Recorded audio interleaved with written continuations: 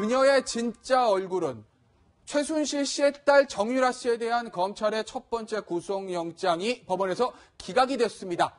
이 시점에서 우리는 궁금증이 생깁니다. 과연 정유라 씨는 정말 모든 사실을 모르는 걸까요? 아니면 완벽한 시나리오 아래서 모르는 척 하는 걸까요?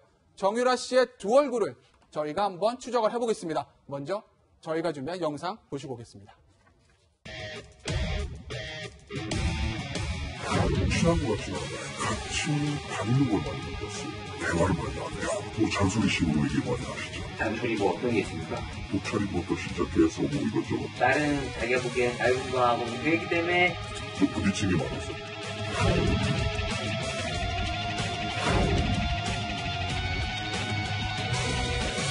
SNS에 안 좋은 글도 올렸었고 그게 공연성이 있던 누구를 향한 글이었던 어쨌든 잘못된 글이면 확신하고 많이 반성하고 있고요.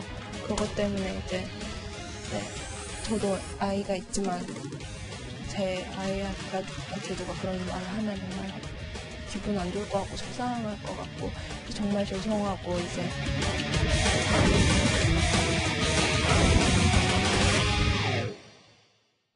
네.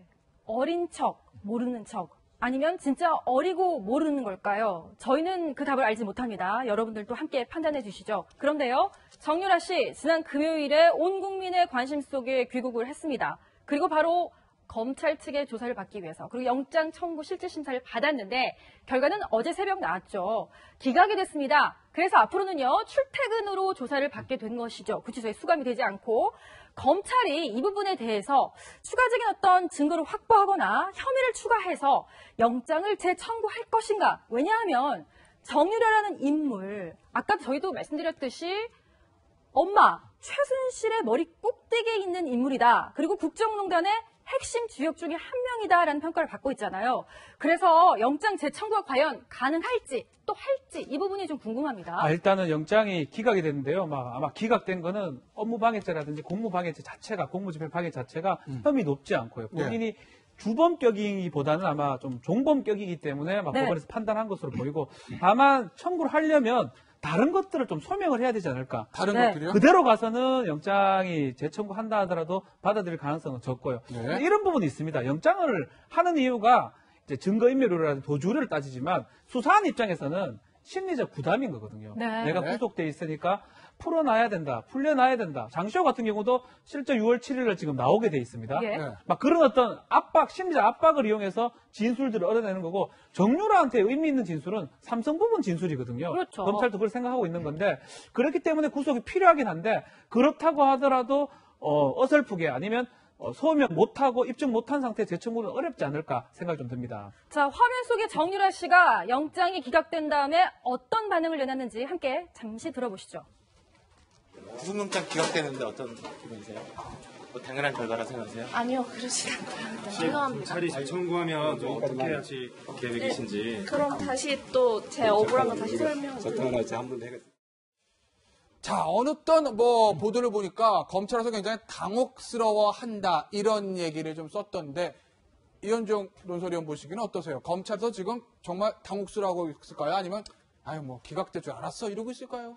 일단 지금 검찰이 영장 청구를 한 게 일단은 지금 업무상 이제 예를 들어서 업무방해라든지 이대 입시 비리와 관련된 것만 가지고 일단 했습니다. 그 왜 그러냐 하면 나머지 예를 들어서 외화 반출이라든지 이런 것에 대해서는 나중에 이제 추후 조사를 하겠다 해서 일단 그것만 해도 충분히 아마 검찰 입장에서는 영장이 어떤 발부될 것이다 이렇게 판단한 것 같아요. 근데 문제는 이제 다른 혐의들 빼고 그것만 가지고 일단 급하게 했단 말이죠. 그리고 영장 집행 같은 경우도 이제 비행기 안에서 했지 않습니까? 그러니까 조사 기간이 그만큼 줄어들었던 것이죠. 그러니까 그만큼 어떤 면에서 보면 검찰은 당연히 거기서도 예를 들어서 덴마크에서도 구금되어 있었기 때문에 도주 우려라는 그 혐의가 분명하고 그런 상황에서는 아마 법원이 당연히 내줄 것이다 이렇게 판단한 것 같은데 문제는 이게 이제 기각이 돼버린 거예요. 그런 걸 볼 때는 아마 검찰에서 좀 작전을 좀 잘못 짠 게 아닌가. 왜냐하면 이 사실 어떤 면에서 보면 모녀를 같이 구속한다는 거는 상당히 부담감이 있지 않습니까? 그렇죠. 그러니까 그런 것들이 아마 판사가 많이 판단한 것 같고 그러면서 아주 어떤 도주 우려 자체가 일단 한국에 왔기 때문에 없다고 좀 판단한 것 같아요. 그렇기 때문에 아마 검찰에서 좀 더 다른 혐의들도 추가를 했어야지 됐는데 그렇게 못해서 아마 저는 기각된 것 같은데 아쉽다. 그런 점에서 본다면 아마 검찰은 아마 재청구할 가능성이 저는 높다 봅니다. 그러니까 저는 그 노승일 부장이 얘기한 거 있지 않습니까? 최순실 머리 꼭대기에 있는 사람이 바로 정유라다. 이 지점에 대해서 검찰이 뭔가 증거를 찾아냈다라면 구속영장이 발부가 됐을 가능성이 높은데, 머리 꼭대기. 그러니까 정황은 있지만 정황은 그것을 입증할 만한 지금 확실한 물증을 좀 찾지 못했기 때문에 네. 이 법원에서 지금 구속영장을 기각한 게 아닌가 싶고요. 검찰 입장에서는 어떻게 보면 이제 수사가 미진했다라는 것이 좀 드러났기 때문에 미진했다. 아마 이게 재수사를 통해서 이 재청구를 할 가능성이 좀 높지 않을까 이렇게 전망을 해봅니다. 오늘의 본격적인 얘기를 한번 나눠보겠습니다. 두 얼굴의 정유라. 정유라 진짜 얼굴은 무엇일까? 가운데 저희가 정유라 씨 사진을 놓고 양쪽으로 화면을 나눠서 검은색, 흰색 넣었는데 이게 무슨 의미냐면요.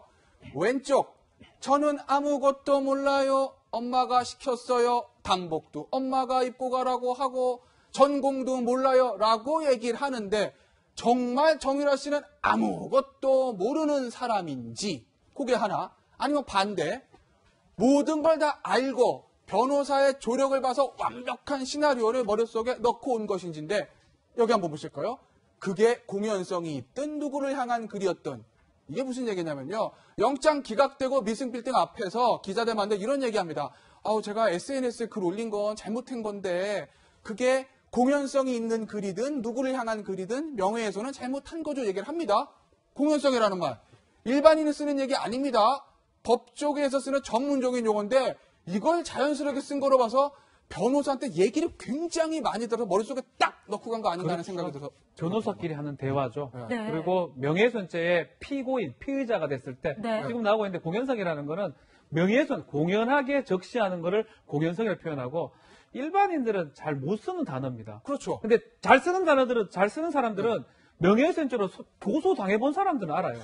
그러니까 공연성이 없으면 무죄가 될 수가 있고 무혐의가 될 수가 있기 때문에 아마 많은 어떤 변호인이 지금 어떤 사람이 이경재 변호사 나오고 있지만 도와주고 있는지 모르지만 많은 얘기를 한 걸로 보입니다. 정유라한테 명예훼손 부분도 얘기를 했는 걸로 생각이 들고요. 네. 업무방해하고 어떻게 진술하라. 포토라인에 섰을 때도 뭔가 답변할 때 뭔가 웃으면서 답변하지만 핵심 포인트는 사실은 다 부인하는 요지였거든요.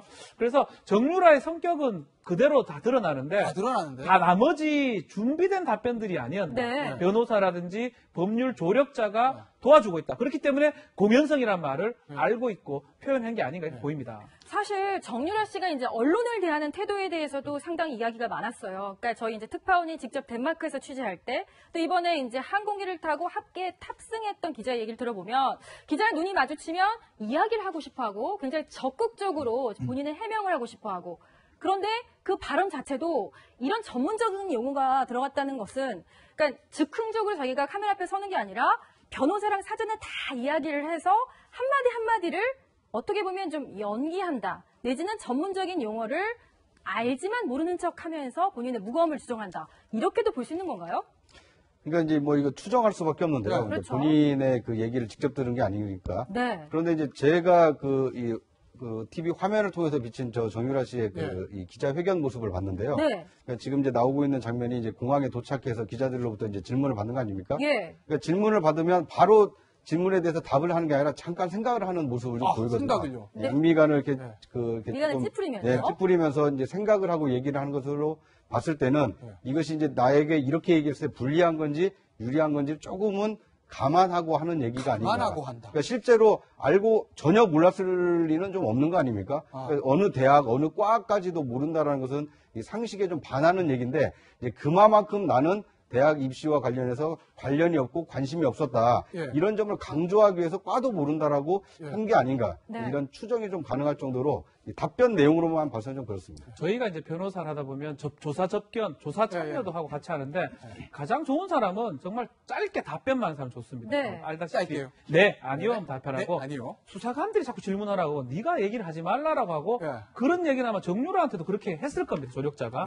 근데 하나는 맞아 떨어진 것 같아요. 정유라가 필요한 질문에 대한 답변은 잘하는데 본인의 본성이나 성격은 못 속이는 것 같아요. 그러니까 기자회견할 때 변호사 가장 원하는 건 뭐냐? 포토라인 쓰면 고개 숙이고 죄송합니다 하고 들어가는 게 들어가 버리는 게 변호사 입장에서는 가장 편한 사람인데 굳이 다 얘기하면서 그러니까 중요 부분 답변은 준비가 됐지만 나머지 네. 본인의 어떤 본성이라든지 카메라를 보는 모습, 미간을 찌푸리는 모습, 반복 얘기한 거 이런 걸 봤을 때는 본인의 성격 자체는 속일 수가 없다. 그래서 검찰에 갔을 때도 똑같을 거예요. 출퇴근 조사를 받든지 뭐 나중에 구속이 되든 안 되든지 간에 본인의 성격 자체가 툭툭 튀기도 하고 내가 해야 될 말을 꼭 해야 될 성격 같으니까 꼭 해야 될 성격. 변호인 입장에서는 그런 부분이 좀 답답하지 않을까 생각 좀 듭니다. 네. 이현정 의원님 이거 하나 여쭤볼게요. 결국 그러면 모든 것을 정유라 씨가 알았냐 아니면 엄마가 시킨 대로 나 그것도 몰라요라는 건 최순실 씨하고 정유라 씨가 모녀 관계에서 유추해 볼 수도 있지 않겠습니까? 네. 그런데 노승일 전 부장은 정유라 씨는 최순실 머리 꼭대기에 있다 이렇게 얘기를 했고요. 아까 영상에서 보셨지만 데이비드 의원은 아유 두 사람 안 친해. 별로 아무것도 몰라. 이렇게 얘기를 했는데 그러면 이현정 의원 보시기엔 최순실 씨하고 정유라 씨의 모녀 관계 어떻다고 보세요? 이게 좀 두 사람, 이 정유라 씨가 모든 걸 알고 있냐 아니면 거짓말을 하냐는 판단할 수 있는 근거가 될 수 있지 않을까요? 일단 이제 정윤혜 씨와 이 최순실 사이에 보면 아기가 이제 잘 가지지 않아서 사실 이제 시험과 나기를 통해서 정유라 씨를 낳은 거 아니겠습니까? 네. 그 이후에 보면 최순실 정말 정유라한테 끔찍하게 했어요. 끔찍하게 당시에 했어요. 보면 뭐 정유라를 돌보는 사람이 5명이 예. 정도로 모든 본인이 어떤 것들을 정유라한테 투자를 했습니다. 근데 그러다 보니까 정유라가 이제 어떤 면에서 보면 정말 공주같이 컸죠. 네. 근데 그런 상황에서 본인이 어떤 마음대로 이제 하는데 그 주변의 증언들을 보면 실제로 보면 정유라가 어떤 이야기를 하면 최순실이 도저히 당해내지 못한다는 거거든요. 그러니까 최순실이 박 전 대통령은 움직이고 박 전 대통령한테 이렇게 하라 저렇게 하라 이야기할 수 있지만 네.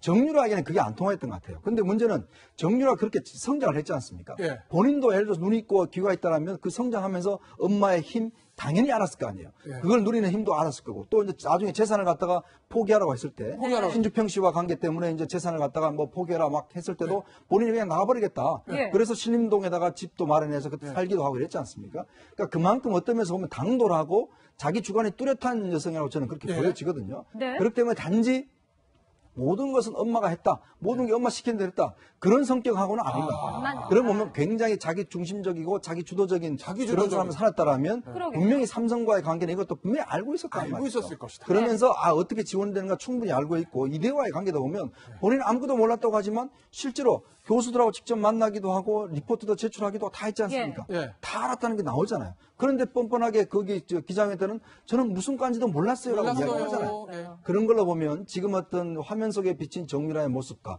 실제 정유라의 모습은 저는 상당히 다를 차이가 것이다. 있다. 그렇게 예. 보여집니다. 그래서 저희가 다음 걸 준비해봤습니다. 나는 다니는 과도 모를 정도의 아무것도 모르는 애엄마입니다라는 게 정유라 씨 얘기인데 정말 정유라 씨가 아무것도 모를 정도의 그런 사람인지 아니면 모든 거를 잘 알고 있는 굉장히 똑똑한 사람인지 한번 보겠습니다. 진짜 얼굴.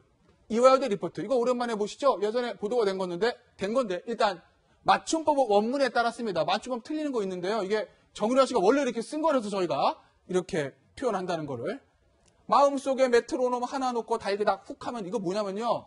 리포트 내용이 말 교육시킬 때 어떻게 교육시키면 되느냐 그 리포트입니다. 마음속에 메트로놈 하나 놓고 달그닥 훅 하면 된다. 해도 안 되는 망할 XX들에게는 쓰는 수법. 웬만하면 비추함. 이거 제가 봤을 때 초등학생들도 안 쓰는 표현인데 대학생 리포트 이렇게 썼습니다. 이걸로 보면 정유라 씨 진짜 리포트 하나 제대로 못 쓸 정도의 그런 사람이기 때문에 저 많은 것들을 완벽하게 잘 알고 파악하고 검찰에서 완벽한 거짓말을 할 수 없을 사람으로 보이는데 그런데 바탕을 넘기겠습니다. 저는 이런 노래 가사가 생각이 났습니다. 내 안에 내가 너무도 많아. 그런 사람인데요. 박원호 전 승마협회 전무, 그러니까 가까이 지근거리에서 정유라 씨를 지켜봤던 지인이었죠. 이런 얘기 했습니다. 과거에. 정유라, 보통 아니니 수사 때 주의해야 된다. 그런데 말입니다. 1월 3일 덴마크 현지 인터뷰를 자청해서 본인이 이런 얘기를 해요. 이론 한 장 없이 한국에서 그 대출을 다 갚았어요. 조세 포탈이라는 부분도 독일에서도 사무소에서 세금 다 냈어요. 글쎄요. 본인의 목소리 한번 들어보시고 이야기 한번 이어가 볼까요? 그 네, 부분에 근데 대해서 그거는 제가 확실하게 설명드릴 수가 있는 게 제가 아버지랑 어머니가 이혼하시면서 강원도 땅을 저가 인수를 받았어요. 총 2차례에 걸쳐서 36만 유로를 대출을 받았어요. 1원 한 장 저희 돈 안 쓰고 그 대출만으로 이 집을 샀어요. 한국에서 이 대출을 다 갚았어요. 막 조세포탈 그런 거 있잖아요. 그런 것도 저희가 독일에서도 저희가 세무사를 쓰면서 세금을 다 냈어요. 대출, 조세 포탈 다 갚았다. 굉장히 논리정연하게 본인에게 쏟아지는 의혹을 이렇게 소명하고 있습니다. 이걸 보면 이런 수준의 리포트를 낼 만한 것이 아니라 훨씬 더 똑똑하고 용의주도 하는 느낌도 사실은 들어요. 글쎄요, 지적 수준이라는 걸 뭐 얘기하기가 좀 그렇지만 리포터를 썼는 거 봤을 때는 중학교 정도의 수준 같은데 네. 지금 인터뷰하는 모습은 아주 작은 그렇죠. 얘기라든지 정확하게 답변하는 모습이거든요. 예. 이렇게 보는 게 맞는 것 같아요. 진짜 저 정유라 몸 안에 여러 가지 어떤 뭐 모습들이 있지만 네. 맞춤법 이런 거하고 범죄라든지 이런 것들을 구조적으로 생각하는 건 좀 다른 부분이 있거든요. 그러니까 뭐 좀 범죄를 저질렀다는 그 뜻이 아니고 어떤 구조적으로 접근하는 측면에서는 머리라든지 상당히 뛰어난 게 아닌가. 그리고 이것도 변호사가 암만 그 준비를 해준다 하더라도 엉뚱한 답이 나올 수가 있는데 저 인터뷰한 과정에서는 사실은 다 정답같이 얘기를 했습니다. 아마 변호사라든지 조력자가 원하는 답을 해버렸거든요. 네. 그렇기 때문에 어느 정도 지적 수준은 상당히 된다고 보는 게 맞는 것 같고요. 다만 이제 본인 성격들이 있는 거고 그 성격은 뭐냐면 럭비공 같이 막 툭툭툭 튀는 부분입니다. 네. 그래서 웃는 모습들 저는 쉽지 않은 모습인데 저 모습들을 검찰이나 수사관들이 포착을 하고 잡고 물고 늘어져야만이 정유라를 무너뜨릴 수 있다. 이렇게 생각이 듭니다. 아니 저는 사실 제가 변호사로서 이번 국정농단 관련된 피고인 중에서 가장 만나보고 싶은 사람은 바로 정유라 씨입니다. 종잡을 수가 없거든요. 제가 이 말씀 왜 드리냐면 방금 저 화면 보시겠지만 들어올 때 그냥 여유 있습니다. 뭐 잘못한 표정 짓는 것 같기도 하고. 근데 검찰 호송될 때 보면 다리를 척 꼬고 앉아가지고 그래 니들 한번 영장 청구하려면 해봐라. 난 나올 거야. 뭐 이런 여유도 보여주는데 어느 게 본 모습으로 보이세요? 근데 우리가 이제 종잡을 수가 없어요. 20대 정말 초반에 네. 일단 이제 정유라 씨가 어떤 용어가 있잖아요. 우리가 방송을 하다 보면 네. 이게 본인이 진짜 소화를 못하면 용어가 입에 잘 안 붙습니다. 그러니까 예를 들어서 뭐 이야기를 할 때도 뭐 이렇게 단어 이야기를 하면 네. 이게 본인의 어떤 머릿속에 다 소화돼야지만 이야기를 할 수 있거든요. 더군다나 기자들 앞에서 저렇게 떨리고 긴장된 상황 속에서 그렇죠. 저렇게 조세 포탈, 대출 뭐 이런 게 있습니다. 또박또박. 예. 사실 이제 대학 1학년들 붙잡고 이야기해 보십시오. 그 대학 1학년생들이 뭐 조세 포탈, 대출 뭐 등등을 자유롭게 이야기할 수 있는지 이게 잘 안 나오거든요. 근데 지금 정유라 씨 같은 경우는 어떤 면에서 보면 학교 다닐 때 거의 승마를 주로 했어요. 어떤 뭐 다른 어떤 수업은 받질 않았습니다. 그렇죠. 학교 성적도 보면 거의 뭐 이제 하위권이었거든요. 이제 그런데 저렇게 딱 어떤 경제적인 문제가 나왔을 때 이야기를 하는 거 보면 굉장히 입에 다 붙어 있어요. 예. 그건 뭐냐 하면 제가 볼 때는 아마 최순실 씨와의 어떤 그런 상황이 보면서 충분히 두 사람이서 어떤 이런 관계들 이야기를 했을 것이다. 네. 왜냐하면 재산이 꽤 많지 않습니까? 이제 그러다 보니까 정유라 씨는 실제 그 현실적인 감각 이런 건 충분히 있다는 거거든요. 그리고 지금 보면 굉장히 어떤 담담한 모습이에요.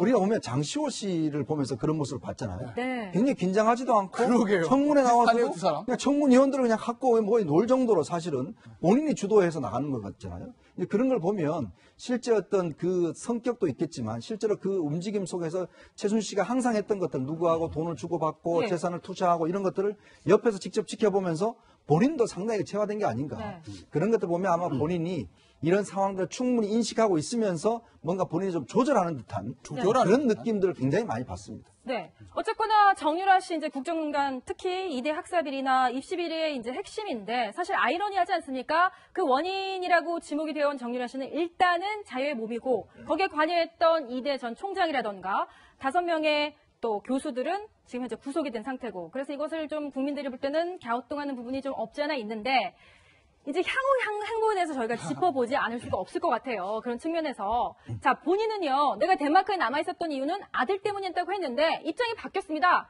아들 때문에, 아들 여러 가지 문제 때문에 입국을 결정을 했는데 그렇다면 아들 언제 입국할지 또 어디서 키울지 본인은 이제 곧 들어올 거라고 했단 말이죠. 보모랑. 이 부분 어떻게 보십니까? 아마 이제 귀국을 아마 지시한 걸로 지금 알려져 있고요. 네. 만약에 구속이 됐었으면 귀국을 안 시킬 것인데 구속이 안 됐기 때문에 뭐 재산도 꽤 있고요. 미승 빌딩도 있고 지금 당장은 있기 때문에 아마 아이는 곧 들어올 거라고 생각이 듭니다. 예. 근데 이제 최순실 면회 부분이 좀 애매하긴 한데 남부구치소에 있습니다. 면회가 최순실이 이제 매일 재판에 출정하다 보니까 면회 시간을 잡는다면 토요일 날 가족 접견 면회가 가능합니다. 토요일이니까 어제는 지났으니까요. 다음 주 토요일 정도가 좀 예상될 수가 다음 있고요. 토요일이요? 보기는 보러 가겠죠. 엄마 보고 그렇죠. 싶으니까.